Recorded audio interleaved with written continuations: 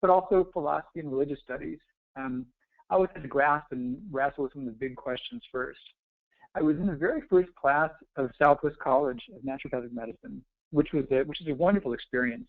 It was a brand new school, and Dr. Michael Cronin was one of the main founders of it back then, and really, really high ideals. And we had great instructors from all around the country, and it was a wonderful time. I saw during my residency, during my time spent with patients, that there was such a big gulf between what was known about thyroid disease and what was being done to help people. And I saw these different ideas. Dr. Broda Barnes, his work was still going around. He had some radical concepts about thyroid disease that dated back from decades prior. And the conventional model of treating and diagnosing thyroid disease really was missing quite a bit. There was many people that were clearly suffering but were not diagnosed and were not thoroughly treated. And this became a big passion, a big focus of mine, something I really put most of my work into. I've been involved with the main professional organizations in our group, and also many bodies that do teach and train on endocrinology.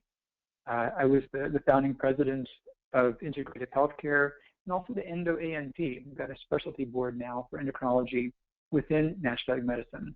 So it's a time where we're seeing more specialization occur. And I got into this because of my own health, a lot of my own issues. And I've heard from many people that that's not too uncommon. There's the whole archetype of the wounded healer, so to speak. And I started out life with some challenges. I had seizures as a baby and as a toddler. And I remember them pretty vividly. They were intense. They were odd experiences. But I also had some damage to my muscles. I had cerebral palsy from birth trauma. And it was an odd combination because I could read at an early age and I could learn things pretty well, but I wasn't physically, you wouldn't call me physically disabled, but I really couldn't do sports to a normal level. I really couldn't keep up or be active, and the combination led me to being pretty nerdy and pretty bookish. I enjoyed studying, figuring things out. My big loves were astronomy and Carl Sagan's work back when, but I got pretty heavy.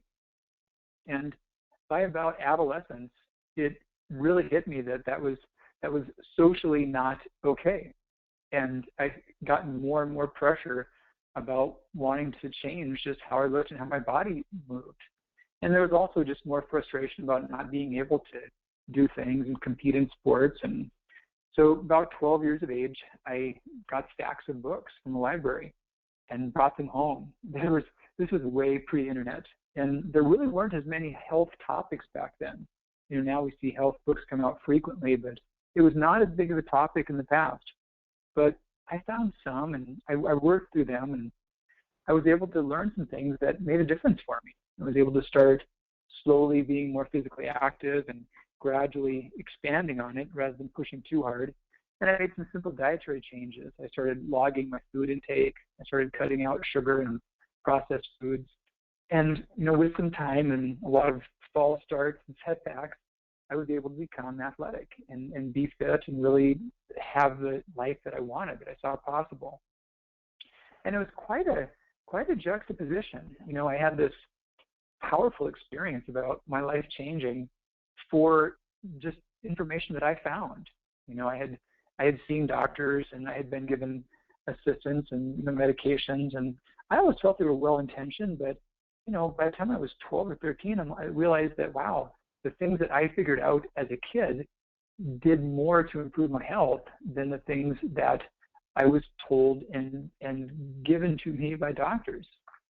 And that really drove me to go into medicine. And when I learned about the naturopathic profession, that was a perfect fit because I knew that medications were not the things that made me healthier.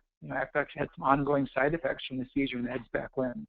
But it was lifestyle and diet that changed it for me. And I really had a passion to be a physician and go into medicine, but do it in a way that honored what mattered and really worked for improving health in ways that were important. And I knew what mattered to me. I knew what really improved my health, and it wasn't the medications. So I was so pleased to learn about the profession and go into one that allowed me to be a physician, but do it in a way that was meaningful. And during my early years, like I mentioned, there was these emerging ideas on thyroid disease, and I became very focused on that specifically.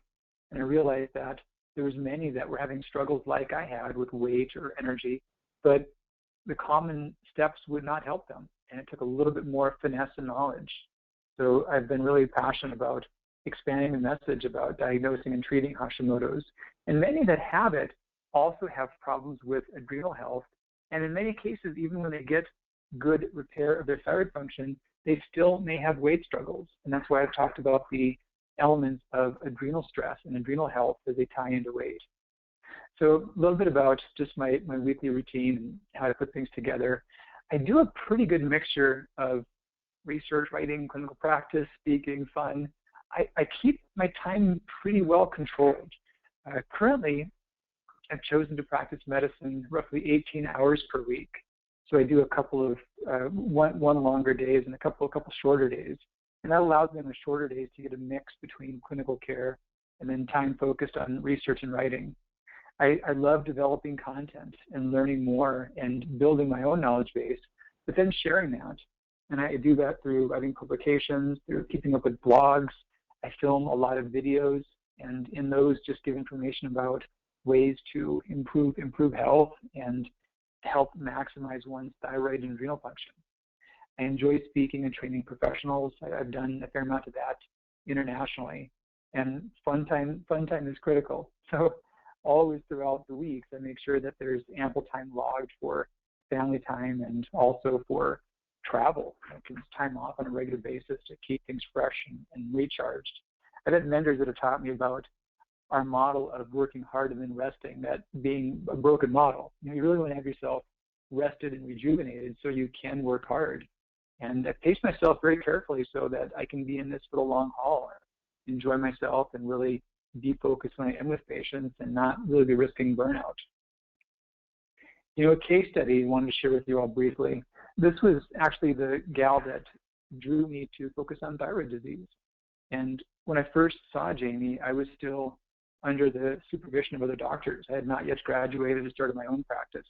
She was a young gal who had been diagnosed with fibromyalgia, and she was about to have to withdraw from high school because she was in such pain and so tired she could not keep up. She missed so much school. There had been thyroid disease in her family, and in the past someone thought that perhaps she had some issues like that herself.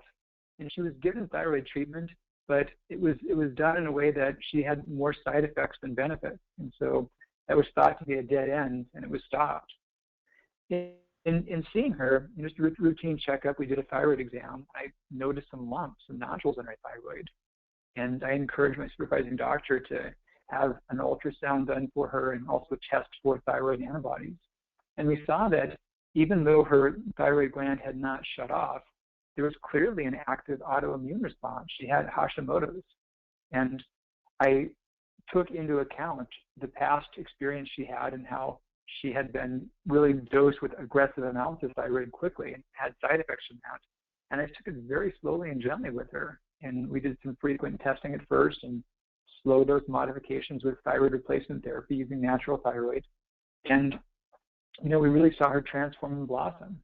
And it was probably a couple months into it till there were some clear changes, but she was able to resume school and complete graduating with her class on time. And she was able to go to her prom. It was the springtime I started working with her, and she was able to do her prom several months afterwards, which was something she really hoped for, but was afraid was not possible. And she's moved away. She's moved across the country. But last I spoke with her was several years ago, and I first started working with her probably well over 20 years ago.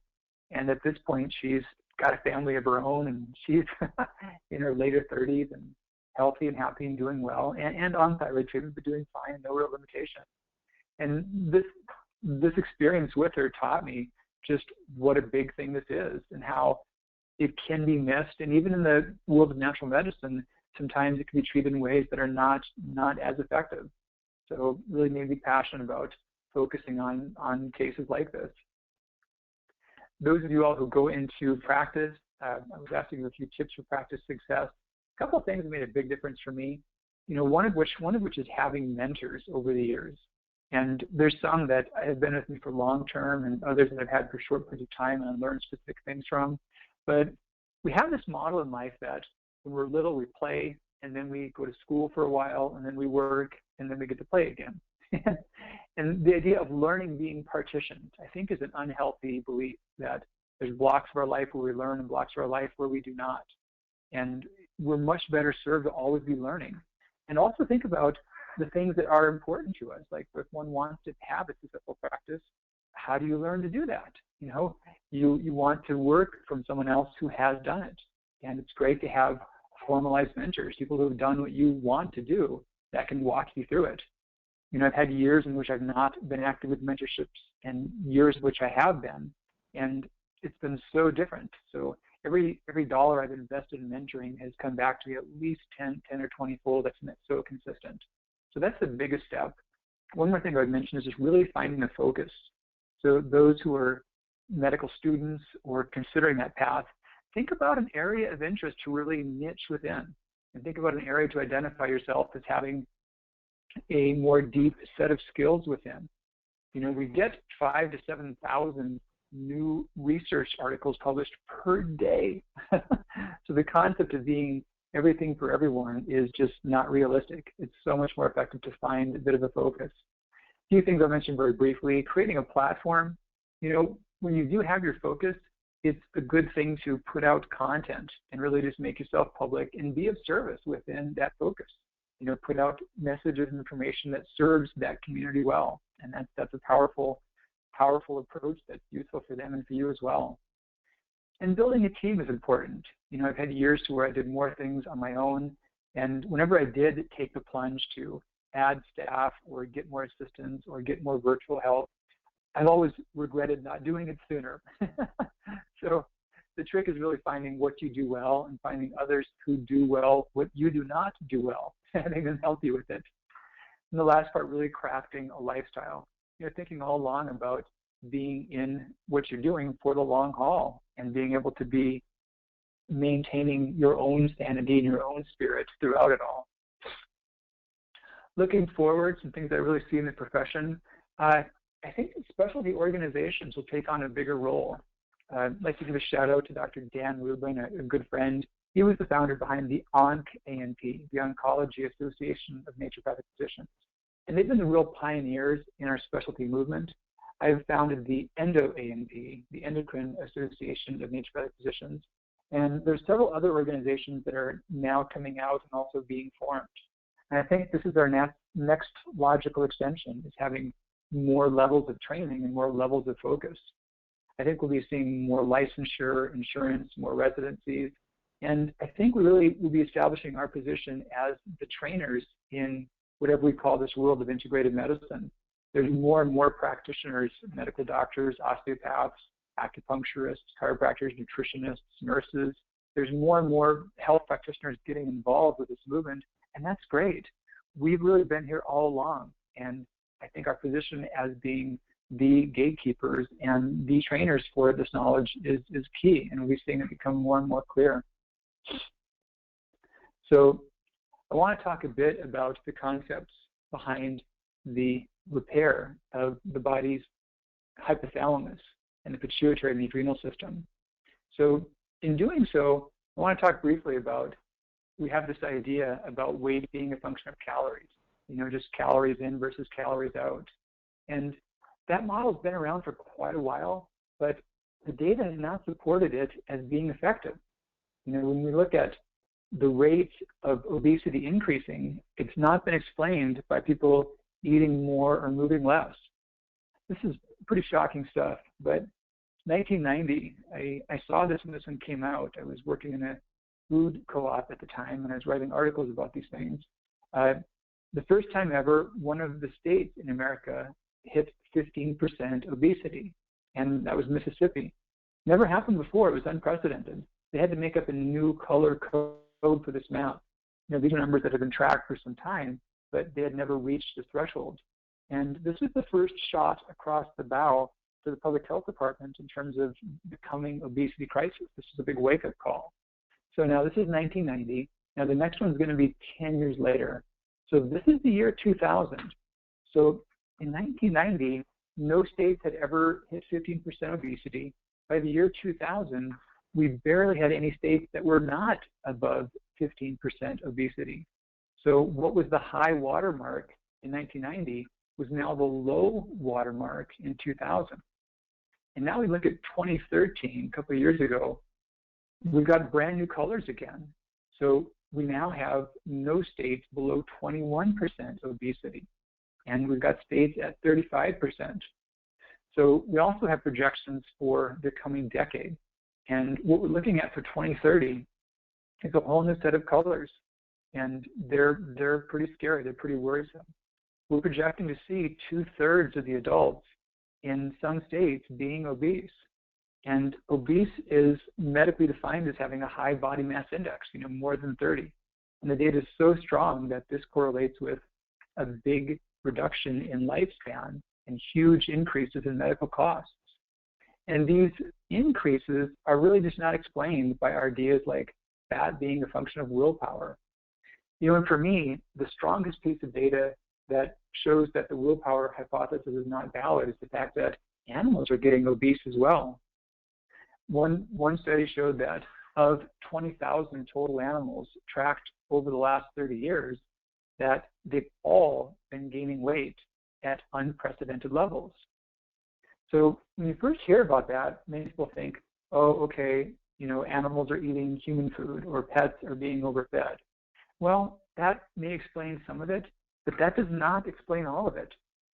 Probably the most powerful evidence that we've seen has been that laboratory animals on controlled diets have been gaining weight, even when their activity is monitored. Here's one that's always shocked me. So chimpanzees, between 1990 to 2010, those same years in which human obesity skyrocketed, chimps had weight go up. And these are in situations in which their calories and their exercise were regulated. The particular animal in this before and after photo, that was only about 4 years apart. But we're seeing more than a third weight gain per decade in both genders of chimps without changes in activity or diet. And we're now seeing also morbid obesity in other pro-simians, like in the photo. And I love the quote that the researcher said, that the idea about obesity being a disease of willpower is just completely unsupportable when we're seeing these trends show up like this in animals. So if it's not because of calories or willpower, what is it from? The top researchers who study obesity, none of them are saying people are lazy. That's really not a useful hypothesis anymore. But they've got different realistic causes that they talk about. Some look at things like the fact that we consume more fructose. There's a whole lot of environmental toxicants that are now categorized as obesogens. It's a new category of chemicals based upon the fact that many are known to cause weight gain by being exposed to them. There's also data saying that lack of temperature variation, what that means is we do not get cold at night. We stay rather climate controlled throughout the day. And our body's ability to control temperature is linked with our ability to control our weights. So the fact that we don't get cold at night is possibly relevant. And we're also seeing things like light factors. We're having more exposure to artificial light and less exposure to natural light. Along these lines, in roughly 1990, the rate of shift work went up by about 1/3 for the whole globe. That's people that are just working at times that they would not normally be awake. Part of the interconnected economy that we have. So more and more people are spending less time in sunlight and more time in artificial light. And that may be a factor. We are seeing more thyroid disease as well. There are more sleep issues that are common. We've got greater use of medications, many of which cause obesity as a side effect. We've got more stress, we've got noise pollution. But the tough part is that all these triggers are rather disparate and had not been clearly connected before. But there's an emerging concept called the adrenal hypothesis. And what it shows is that all of these causes, they act to cause the body to change adrenal hormones and make higher amounts of stress hormones. And this occurs in the visceral fat, the belly fat, but also the liver and the brain. and it's associated with our body's daily rhythm, our circadian rhythm. So the idea is that all those different factors collectively cause the visceral fat to become out of sync. That this belly fat actually has its own clock, and it gets out of sync with our body's main clock. And when it does that, it causes growth to occur. It causes more belly fat to emerge. And that was a useful thing in different circumstances. That was how we hibernated. That was how we got through famine or danger. Our bodies have the ability to store extra fat when need be so that we can get through lean times. But the tough part is now it's being overused. And this also explains why the whole approach of common dieting does not work. If you think that through, your body's in this starvation mode and it's holding on to everything, and now you go on a diet. Now you plummet your calorie intake, or now you do a whole lot more exercise than you're used to. And then also just the idea of making those changes, that's going to put more stress on your system. And that's only going to further tax these systems that are trying to make you survive. They're trying to prevent you from starving. And they get more deeply engaged, and you gain even more easily. And we see this by measuring the rhythm of cortisol production. In the morning, people make higher amounts of it, and at night they shut it down. And the more they are in that mode of storage, the less healthy this rhythm looks, the more it gets out of sync. And dieting makes that worse. And it sets up this vicious cycle to where more of those stressors creates more storage of fat. For many people, when they're in that storage mode, because a lot of their calories are being stored and not burned, they're hungrier. It's almost like you're feeding a parasite. Your fat becomes like a parasite that's sucking up all your energy. So you're hungrier, but you're also more tired because you're not using the energy in your muscles and your brain. It's getting turned into fat. And that can lead to mood changes, which further the stress cycle. So this is the condition that we face, and this is why the population is having radical weight gain. It's not because of some sudden lack of willpower or people being less active, quite the opposite. So I arrived at this understanding, and the next thought process was, wow, that's pretty daunting. What do we do about that? How can we reset and change this whole thing? And I realized that if we could see healthier, more resilient adrenal glands, that the body could shift those modes and go into a mode in which we burn fat better, we got more deep, rejuvenating sleep. That allowed us to make more energy, be more productive. We would seek out and enjoy connections more extensively, and that would in turn create better health and resiliency. So the trick was, how do we break that cycle to begin with? And I had some ideas, and I had done some studies initially on myself and a few others, and saw promising results, but I wanted to really formalize it. So I did an Adrenal Reset Diet study. And I recruited people that were mostly women, average age of 45, and we had 42 that worked through this. And when I put out the request for participants, I said, hey, I don't want people that can lose weight easily. And it turned out that of the participants, they'd averaged about 5 unsuccessful diets in the last 3 years. So these are people that could not lose weight easily. They had been trying and putting forth quite a bit of effort into it. And the diet that I had them do, pretty simple. A couple steps were common and a few were different. Some of the more common steps, I encouraged a lower toxin diet. We avoided GMOs. We avoided some common allergenic proteins from gluten, casein, albumin, dairy, eggs, wheat. We avoided sugar, minimized pesticides. We did lots of fiber as well. I put a lot of thought into making the diet higher in fiber, especially this type called resistant fiber, which has pretty neat effects upon cortisol metabolism. So here's the big differentiator. The slide back where I showed that high cortisol in the morning, you want to support that with protein. So good intakes of protein with minimal carbs can help keep that cortisol curve up in the morning.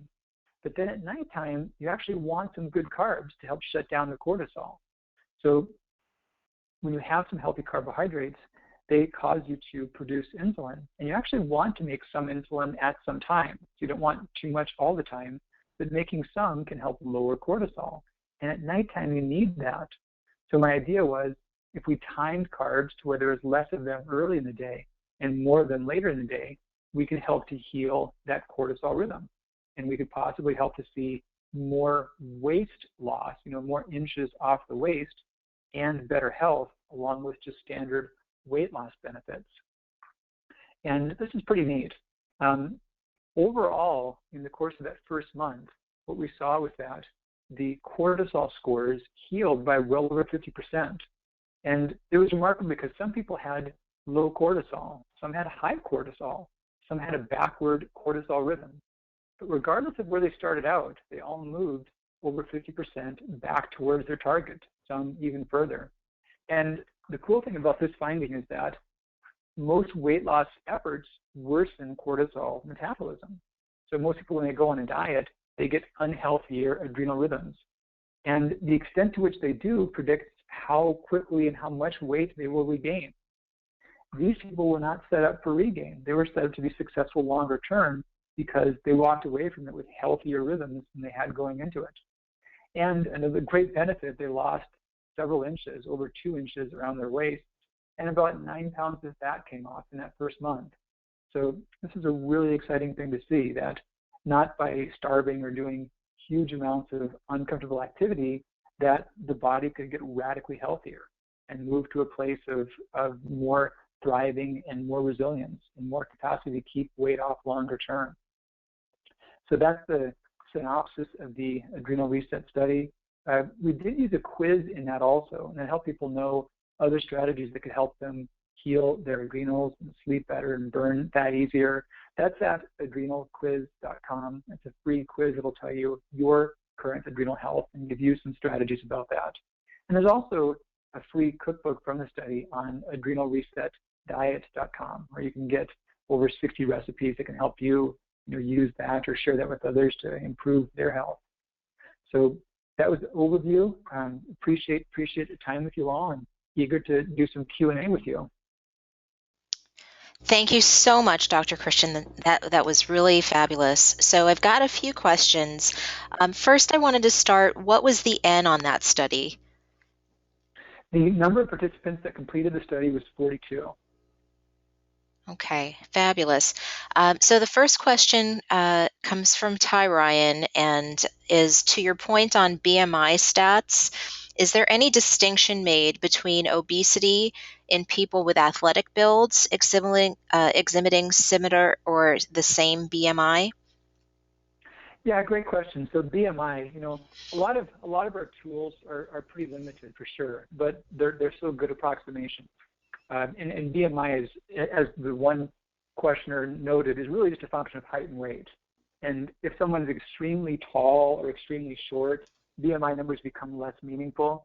And also those who are extremely lean, certainly bodybuilders that may have a high amount of muscle mass that are more lean, the BMI may seem less relevant. I've actually seen some studies saying that even without looking at body percent, BMI may be a predictor of mortality. So those that have just a lot of mass on their frame, even if it's lean mass, may create more cardiovascular strain. But yeah, valid concern. BMI has its limitations. And even a broader reply I'd like to give is that I think about these findings about the body's level of stress resilience or stress collapse as being pretty big factors for overall health and longevity. One study that I looked at that I cited in the book was called the Whitehall 2 study. And that one blew me away. They showed that of a large group of many thousand British civil servant workers from 2002 to 2006, they measured that cortisol slope, that slide that I showed that showed morning versus nighttime cortisol. They measured that in these people, and they also measured a lot of common other values of health, like weight, heart disease, blood pressure, whether or not someone smoked. And at the end of the day, they saw who died over that time frame. And that slope, that cortisol slope, turned out to be a stronger predictor of death than anything else, more so than smoking status, more so than heart disease, more so than body weight. So when I think about someone's resiliency and the health of their adrenals, I know that the improvements are much larger than just weight changes. So it's affecting health in many ways. So weight is not the only marker of health, but weight's easy to measure. So when we look at data on large groups of people for large periods of time, yeah, weight and BMI are not perfect, and there certainly are some exceptional cases here and there. But as a trend, large amounts of data has shown that BMI does predict longevity, chronic disease, and complications within a population. Even though some individuals may be exceptional, the trend still is valid as it stands. So yeah, thank you for that one. Okay, the next question is in regards to diabetics or patients with PCOS and how the reset diet impacts them in blood sugar regulation. Yeah, great question. And that same issue about cortisol metabolism and weight struggles, yeah, at a more medical sense, we see many problems of insulin resistance, diabetes, metabolic syndrome, hyperinsulinemia, PCOS, fatty liver disease, that whole conglomerate of diabesity, as I've heard like Dr. Hyman call it, it ties into the same rhythm. And the insulin is really more of a symptom than it is a culprit. The insulin is helping the body to keep the extra fat stuck in stores so it's not all floating in the bloodstream and elevating the circulating fats too high. But it's really the same concern, so it's really no different. And there were many participants to where we did track markers of blood sugar status, blood lipids. I don't believe we had any that had PCOS, but I have worked with that population a fair amount. And these are the same types of steps that can help for those populations. Once you get better glycemic regulation, then your health improves in so many ways. And cortisol and blood sugar tie in so much. One of the biggest things that disrupts cortisol is unstable blood sugar. We think about cortisol as a fight or flight hormone, which it certainly is, and it's certainly important that way, but it's also a big part of blood sugar regulation. So whenever your blood sugar is erratic, and we're seeing this too as a new category. It's not really just blood sugar being high or low, but there's a phenomenon called dysglycemia. I'll throw some terms at it. It sounds like this. There's some that are medically savvy in the audience, but there's this category of dysglycemia in which blood sugar is not continually high or low, but when you look at it on a moment-by-moment basis, it is very poorly controlled. It really makes a jagged line of shooting up and down. Whenever blood sugar does shoot down rapidly, even if it doesn't go to a low number per se, but if it's changing quickly, that can cause more strain on the adrenals. That can cause more cortisol output. And we get the sense of a dangerous stressor causing fight or flight hormone, but a drop in blood sugar can too. And I've seen many people to where they have symptoms of unexplained anxiety, or they may have panic attacks at night. And if we track their blood sugar, there's a method that can track it 24/7 for a week. If we track their blood sugar, there's a high relationship between those symptoms and the blood sugar dropping. So yeah, many concerns like the questioner asked about blood sugar control with diabetes and PCOS, they are related to the same issues. And yes, clinically, I've seen them do better on the same dietary approach. So good question. So one kind of along those lines, right now there are a lot of people talking and on the no carb or very low carbohydrate diet. I've had a couple questions about that, Dr. C. So one of the issues there is, they say no carbohydrates after 4 p.m. to lose weight quickly. And that seems a little bit juxtaposed. So do those who have lost weight with the no carb in the evening gain it back? Or is there a shift in adrenal health? Like, can you speak to that a bit? Because I have a few questions in regard to that. Yeah, that's a big fad right now. When I was talking about way back in the 1990s, and I was writing a report about that first state map that came up, before then in the 80s, the fad was low fat, and my friends who were very, health conscientious and fitness minded, they would binge on jelly beans and pretzels because those were fat-free foods, and they thought they were healthy. And now there are some health authors who talk about things like bacon and butter and really a lot of the old style Atkins foods or the ketogenic foods being healthy because they're low carb. And to me, this is an example of what seems logical not being accurate because the body is so counter-regulated. So towards the goal of lowering blood sugar or helping blood glucose or burning fats in the body, the assumption is that carbs are the only way to make glucose. And in reality, we make glucose internally. We make it from our muscle, we make it from our fat.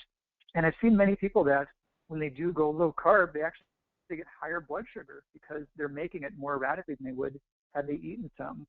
But there was one of the biggest studies I've seen that was well done that asked this question about whether you have carbs or not, what time of the day. they tracked a large group of Israeli special forces. And it was a controlled situation. They were people that were given food in institutions. They were not getting food on their own. So many studies on diet are rather weak because people report their foods and not always with great accuracy. But in the cases where we see institutionalized controlled studies, take those a lot more seriously. And in this study, they gave this group of actually police, military workers, controlled diets that had the same number of calories in two groups, but one group had all the carbs later in the day, and one had only carbs spread throughout the day. And that one shift alone caused more than a difference of 10 pounds of fat loss over a few months, just having them later on. I've heard many say that if you were to eat carbs, have them in the morning so you can burn them. And the funny thing is, you do want to burn them in the morning, but you don't burn what you eat right away. Marathoners do a pasta dinner the night before a race, not the morning before the race. It takes upwards of 8 or more hours to form glycogen. So the food we're burning right now in the daytime is not the food we had for breakfast. Breakfast is a good idea, but it's not fueling that day. It's stabilizing the blood sugar. We're mostly fueling the day on the carbs in the day prior. And last thing about the low carb is that if you're too low in carbs, you can't sleep very well. And this has been shown strongly by several studies. Some have shown that if you're under 50 grams, that in the first 48 hours, you're going to lose more than an hour and a half of quality REM sleep. And we're seeing that depth of sleep and quality of sleep may be a bigger factor than exercise in terms of maintaining body weight. So yeah, it's not as simple as just dropping carbs. And all the studies that have looked at low carb diets that go out 2 years, so they do not have any unique advantages. So this is the first approach to say it's not about high carb, low carb. It's about really timing carbs being the big differentiator. So thank you for that. Can you speak to, in addition to the diet, some of the lifestyle and maybe supplement adrenal support, as well as any individualization of this for different types of people? For sure. The diet I wanted to make really simple, and I wanted to be sure that it would be effective regardless of where someone's starting point was. In terms of adrenal health, people can have healthy cycles, or they could have exaggerated cortisol output, too much. They could have too little, or they could have it backwards. And I saw that the diet really helped regardless of those phases. So anyone can follow those recommendations and have improvements in their health and better adrenal function, even if they're starting at it from different levels. But in terms of other lifestyle strategies, and especially herbs and adaptogens, in those cases, boy, it sure is a lot more specific. So there are herbs, for example, that can delay your body's excretion of cortisol. They can raise your cortisol levels. And there's others that can speed your excretion of cortisol. They can lower your cortisol. So those are two very different outcomes. And there's also those that can change your timing of cortisol. So that could be an outcome that's useful for some, but not for others. And also it's an outcome that could be very specific in terms of what time of day it was helpful. And I see many supplement mixtures, many adrenal formulas that have a lot of really good ingredients, but yet not really an overriding strategy, that some ingredients would raise cortisol and some would lower it, and some might change the timing of it. And there's really no one person that would want both of those done at once. That's like driving your car, hitting the brakes and the gas simultaneously. So in the book I talked about you can know your levels with pretty good accuracy based on a simple quiz. And that was a quiz I mentioned. It's free online for you all too, that's adrenalquiz.com. You can know your current level of adrenal function and get good feedback on both morning and evening adaptogens that are the best fit. But yeah, they are very distinct to one's level to be most effective.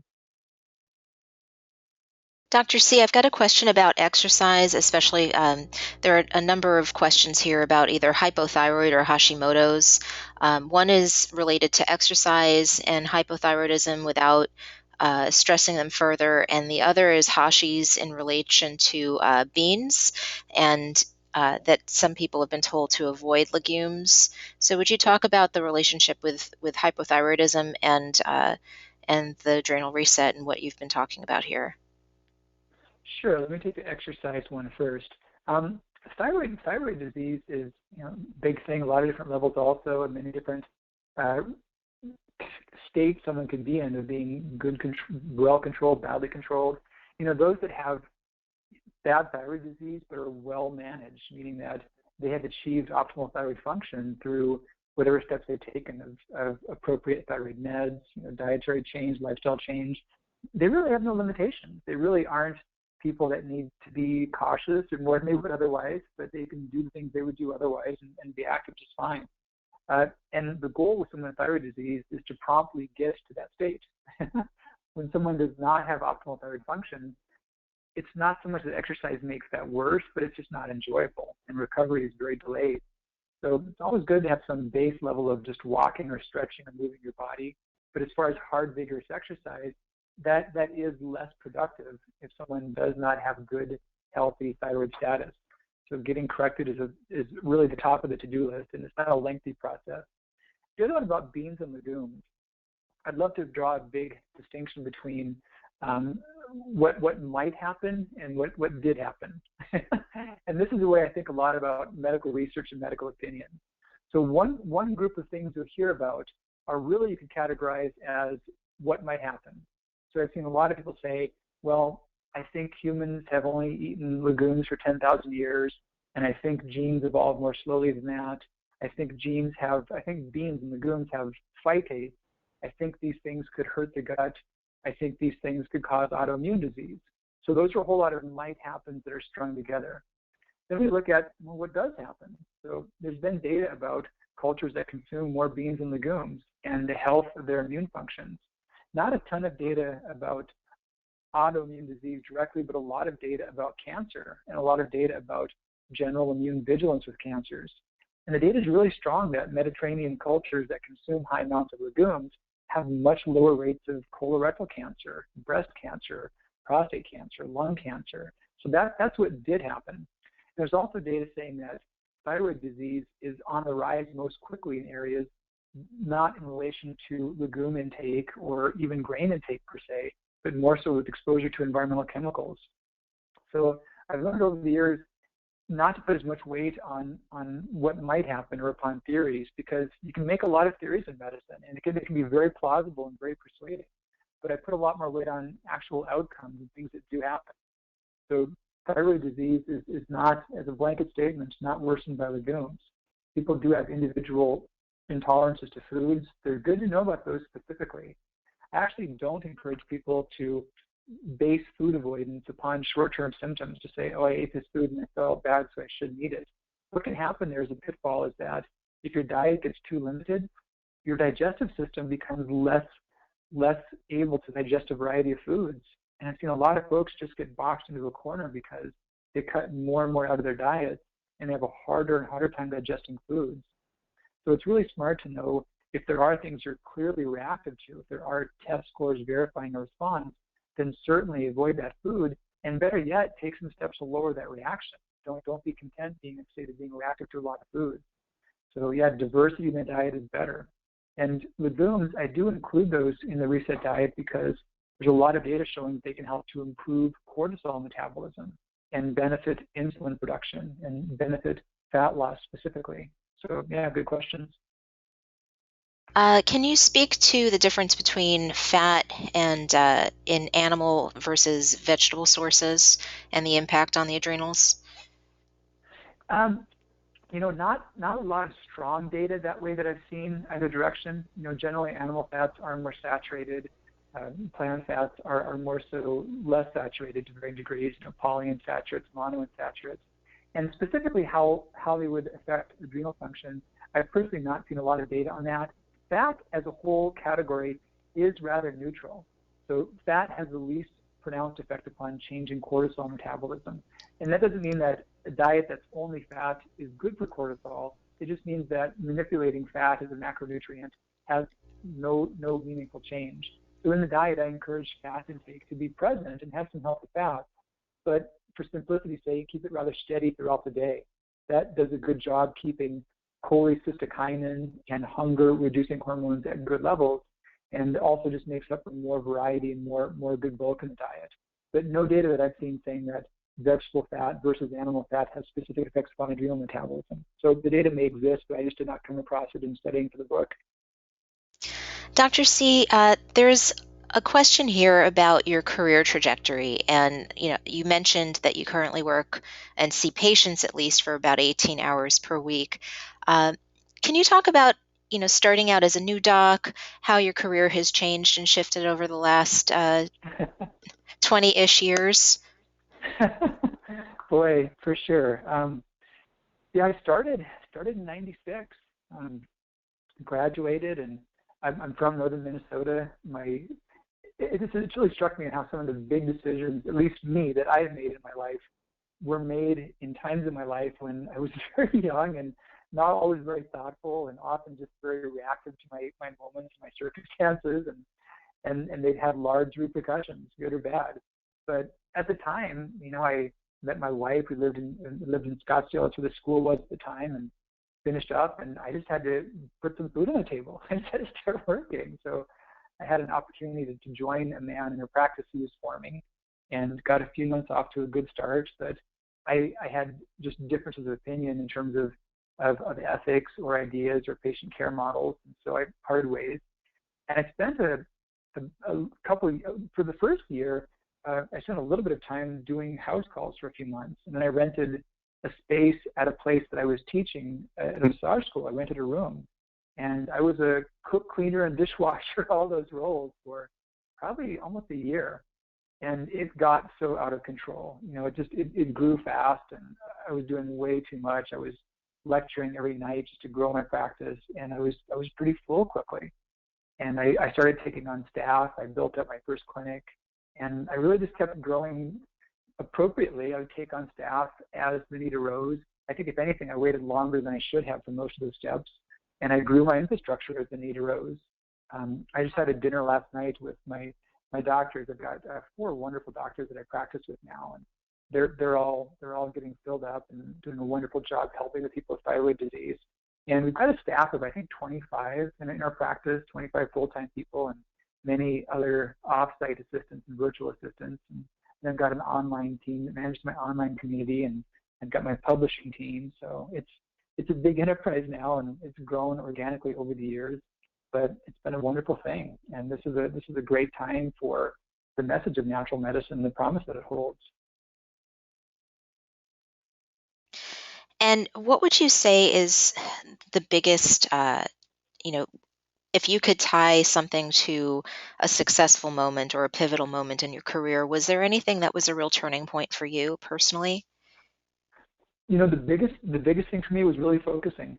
And I mentioned that as one of those tips, but the first thing I put out as a conventional publication was The Complete Idiot's Guide to Thyroid Disease. And that was not the first book I started. I started many books, even some in my first few years of practice. And some were on thyroid disease, some were on Ayurvedic medicine, Ayurvedic Materia Medica. I started so many. I really could kick myself for all the things that I did not finish. It's a hard thing to, have a practice, have a life, have a family, have some hobbies, try to stay fit, and get books out, get content out. I don't begrudge anyone for not making it happen because it's not easy. But if you can find some way, not even writing a book, just some way to say, hey, look, here's what I really want to do. And this is what's important to me. And I want to focus on this. And that's a hard thing. I've heard that the word decide correlates with like dental, like teeth, like into bite, like you're biting something off. So when you bite off the thing that you decide on and you choose it, you're also saying no to a lot. There's a lot of things you're not going to focus on. So it can be a scary thing. It can feel like you're giving up quite a bit, and you are. But there's a false belief that the more narrow your focus is, the weaker your message is, and the more things you're not doing. It's really the exact opposite. The more narrow your focus is, the more clear your message is. And you can't be everything for everyone, but for the person who needs what you have, if you're the one doing it, you're exactly what they're looking for. And if you've been doing that for a while and really doing just that, you're going to get better at it. There's just no way around it. The fewer things you do, the better you'll become at those things you do. So I think the biggest moment for me was really getting more of a niche and more of a focus, and not trying to be the person that could help like every condition and help all things and all people, but realizing there were some things I could do well at and some things I could not. And being okay with walking away early on from a lot of opportunities because they did not fit my chosen focus. Thank you. So we have time for just 1 or 2 more questions now. I've gotten a number on inflammation, as well as autoimmune disease and stress management. So can you speak a little bit about the inflammatory process, pain, an autoimmune disease with the adrenals? Sure. They're both very relevant. Inflammation itself, we learned in the 50s we could pretty much cure inflammation with synthetic adrenal hormones. Things like prednisone, dexamethasone, they're the most powerful medicines we know of to stop inflammation in the moment. And of course, they're also full of side effects. And that illustrates the power of our body's own adrenal rhythms, is that that's how we regulate inflammation internally. And at the same time, if we do it badly, we get the same side effects we would get if we had taken high-dose prednisone. Things like muscle wasting and bone thinning and immune suppression. So healthy immune system allows us to know what we should attack and what we should not attack. When we do that wrong, that gives us allergies if we mistakenly attack foreign substances, or it gives us autoimmunity if we mistakenly attack internal substances. So having that rhythm, that pulsed dose of cortisol, which is really just the tip of the iceberg. That's a trite analogy, but it's very apt. Almost every part of your body's chemistry you could think of has a circadian cycle. I was blown away to see how much of our chemistry really has a daily rhythm. And the cortisol is probably the main conductor of the band, but everybody else is playing along. Every part of your body's immunity, your liver, your brain, your digestive tract, your skin repair, your tissue regeneration, your body's mechanisms for regulating fluids and electrolytes, they all work in a daily cycle. And when that cycle is altered in some way, it all does not work right. And that's how chronic inflammation develops. And that's how autoimmunity can form. So oftentimes, the most critical step is just getting that daily rhythm healthy. And even further along those lines, the message I put out in the book was that adrenal stress includes mental emotional stress, but it's not limited to it. At the same time, though, the effect that mental emotional stress has on that rhythm is just huge. And I think I've seen a lot of people to where they become so concerned about valid symptoms, but they've really wrecked their health trying to improve it. They've gotten so fearful of food, they've gotten really restrictive on their diets, and they take different supplements all the time. The symptoms come and go, and they change what they're doing, and they get more stressed and more panicked. And it's unfortunate because sometimes the fear itself is more dangerous than the intervention that they're doing or the thing they're avoiding. It may be a bigger factor. So whatever you can do to soothe yourself, to become more peaceful and more secure, have healthier daily circadian cycles, those are the biggest needle movers. It's not really always about changing this food versus that food. It's about the big picture of your level of security and your level of happiness. So thank you so much. So one last question, and I'll bring this back to the roots of naturopathic medicine, at least how I learned them. There's a question about gut health and repairing inflammation or damage that's been caused. Can you speak about the gut relationship with the adrenals? For sure. In the diet, I did encourage a big diversity of healthy foods for people. And the gut itself, its cycle is also circadian. We know, for example, that someone takes medications like prednisone, like the oral steroids, that itself is one of the strongest ways to thin the intestinal tract. So the stress response is very relevant to how we break down our foods, how we repair intestines. And within that, the better range that our food is, the more diverse our bioflora is, our whole microbiome is. We put a lot of focus and thought into taking probiotics, and the data is strong that pretty much all of our microflora is not affected by probiotics, and the bulk of it is really anaerobic. It's all things that live outside of oxygen. And the pills we take are all aerobic organisms. They're the real small percentage of it. So our circulation to our intestinal tract, our circadian cycles, our stress hormone levels, and then our dietary diversity. The more range of foods we have, the more types of foods, and the more individual foods within each type, those are the things that contribute to that better microbiome. Thank you so very much, Dr. Christianson. Are there any last words or things that you would like to leave our audience with? Just the perspective that I love people to hold on to is that things do change. And if you're embarking in a career upon medicine, if you're on a path to heal your health in some way, that just know that whatever you do, really envision and hold on to and persist with, you can make happen. The body itself, your circumstances, your life, everything about us is always in a state of transition. We're physically always breaking down. Our old cells are always dying and new ones are always replacing them. And it's also true about our professional life. There's always change and always new things that come into play. So with persistence, with time, with some strategies, you can really have the health you want. You can get the training, you can have the career you want as well, but just know that things are possible for you and never give up on that. Well, thank you so very much, Dr. Christianson. In respect of your time, I know that you are very busy. Thank you on behalf of the AANMC and all of the accredited naturopathic medical colleges in North America for helping us and hosting this webinar with us today. All of the attendees, we will be posting a recording of this on the AANMC website within the week or so. And we'll also be sending out a survey of your opinion and thoughts on this webinar, and really appreciate you filling that out when you get it. So Dr. Christianson, thank you so much again. I really appreciate your time. And thank you again for helping us today. Thanks for having me. My pleasure. Bye-bye.